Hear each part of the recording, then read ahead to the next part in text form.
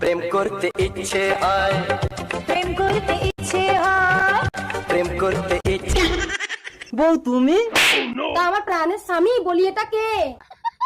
এ মাইদা এই এদিকে আয় ভাই, এই তোর লুচিকে নিয়ে যা। এখানে বিনামূল্যে ভালোবাসা বিলি হচ্ছে নাকি? আমার সুজি। আমার লুচি।